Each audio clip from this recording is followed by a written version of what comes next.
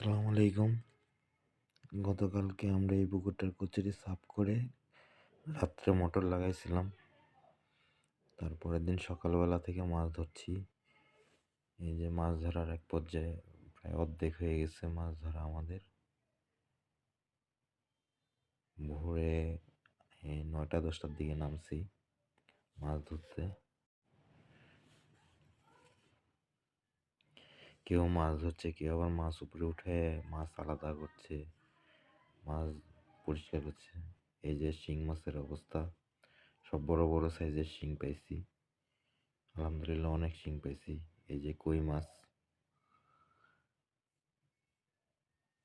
এই যে শোল মাছ, আলহামদুলিল্লাহ সব শোলের সাইজ বড়, সব বড় বড় শোল। আপনার 1 কেজির উপরে শোল অনেকগুলা পাইছি, 20-25টা। আর এটা হলো চায়না খৈল্লা। এই খৈল্লা প্রায় আপনার 10 মণের মতো পাওয়া গেছে। এই এই খোলসা মাছ ধরতেই সবচেয়ে বিরক্ত লাগছে। এত পরিমাণ মাছ ধরতে অনেক কষ্ট হয়েছে।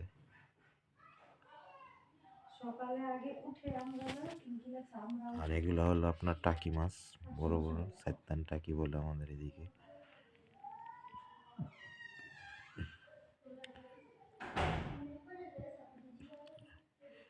আর আগামী 11 তারিখে আমরা এটাতে ধরবো। এই যে এটা আরো অনেক বড় পুকুর ওইটার থেকে। আগামী 11 তারিখে এটাতে ধরবো ইনশাল্লাহ। সবাই শেয়ার করবেন, লাইক করবেন, কমেন্ট